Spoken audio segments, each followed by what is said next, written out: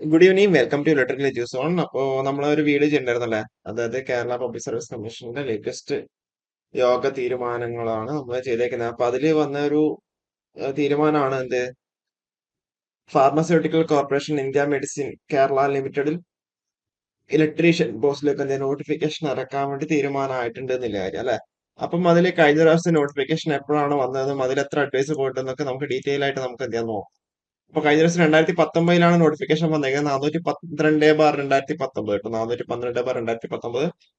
അപ്പൊ അതില് ഒരു വേക്കൻസി ആണ് at the time of notification report ചെയ്തിട്ടുള്ള അത്ര എത്ര അഡ്വൈസ് പോയിട്ടുണ്ടെന്നും അതേപോലെ എത്ര NJD ആയിരുന്നൊക്കെ നമ്മൾ ഡീറ്റെയിൽ ആയിട്ട് നമ്മൾ പറയുന്നുണ്ടാവും.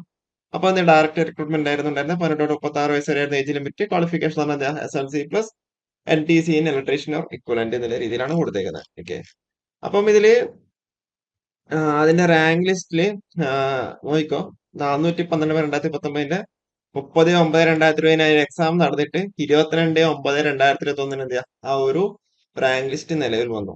ആക്ച്വലി ഇതിപ്പോ ഇവിടെ 3 വർഷം ആയിട്ടില്ല. 3 വർഷം ആവുന്നതിന് മുന്നേ തന്നെ എന്തായി, റാങ്ക് അവിടെ എക്സോസ്റ്റ് ആയി എന്ന് വെച്ചാൽ എന്താ, മെയിൻ ലിസ്റ്റിലുള്ള എല്ലാവരെയും, മെയിൻ ലിസ്റ്റ് 28 പേരാണുള്ളത്, ആ 28 പേര് എന്ത് ചെയ്യാ റാങ്ക് അഡ്വൈസ് പോയി. അപ്പൊ അതുകൊണ്ടാണ് എന്തെങ്കിലും അവിടെ റാങ്ക് ലിസ്റ്റ് എക്സോസ്റ്റ് ആയി എന്നുള്ള രീതിയിൽ നമ്മൾ പറയുന്നുണ്ടാവാം. ഓക്കെ, അപ്പം റാങ്ക് ലിസ്റ്റ് എക്സോസ്റ്റ് ആവാനുള്ള മെയിൻ ആയിട്ടുള്ള റീസൺ എന്താണെന്നില്ലേ നമുക്ക് നോക്കാം. ഓക്കെ, അതിലേക്ക് വരുവാണെങ്കിൽ 28 ഓപ്പൺ കാറ്റഗറി 28 പേരാണ് ഉണ്ടായിരുന്നത്. 28 പേര് എന്ത് ചെയ്യാ അവർ എടുത്തിട്ടുണ്ട്. ടോട്ടൽ അഡ്വൈസ് 33 അഡ്വൈസ് ആണ് പോയേക്കുന്നത്. 17/1/2024 ലാസ്റ്റ് അഡ്വൈസ് പോയിട്ടുള്ളത്. 17/1/2024 റാങ്ക് ലിസ്റ്റ് എന്ത് എക്സോസ്റ്റ് ചെയ്തിട്ടുള്ളത്. ഓക്കെ, അപ്പൊ ഇതിൽ റാങ്ക് ലിസ്റ്റ് എക്സോസ്റ്റ് ആവാനുള്ള മെയിൻ ആയിട്ടുള്ള റീസൺ എന്താന്ന് വെച്ച് കഴിഞ്ഞാൽ, അതിലിപ്പോ നിങ്ങൾക്ക് നോക്കിയാലും മനസ്സിലാവുന്നുണ്ടാവും.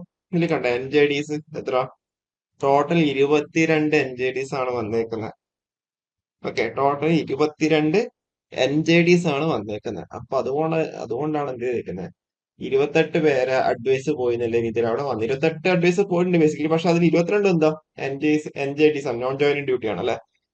അപ്പോ ഓവറോൾ ആയിട്ട് നോക്കുമ്പോൾ വേക്കൻസി അഞ്ചോ ആറോ ഏഴോ അങ്ങനെ ഒരു വേക്കൻസി മാത്രമേ ഉണ്ടാവുള്ളൂ ബേസിക്കലി.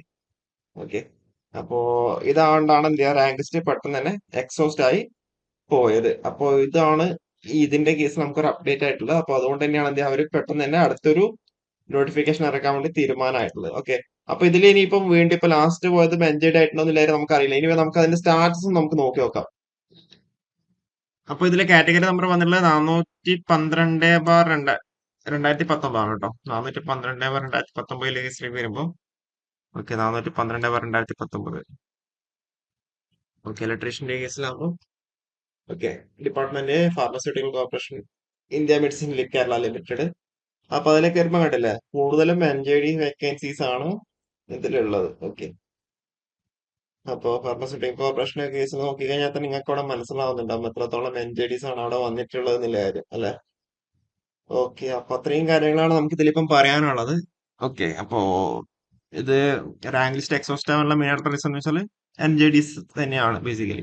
25 ആൾക്കാരെയാണ് അവർ മെയിൻ ലിസ്റ്റ് ഇൻക്ലൂഡ് ചെയ്തിരിക്കുന്നത് അല്ലെ, 28. ഓക്കെ, അപ്പോ ഇത്രയും കാര്യങ്ങളാണ് നമുക്കിവിടെ പറയാനുള്ളത്. അപ്പൊ ഈ ഒരു വീഡിയോ നമുക്കിവിടെ വൈൻഡപ്പ് ചെയ്യാം. Okay, thank you.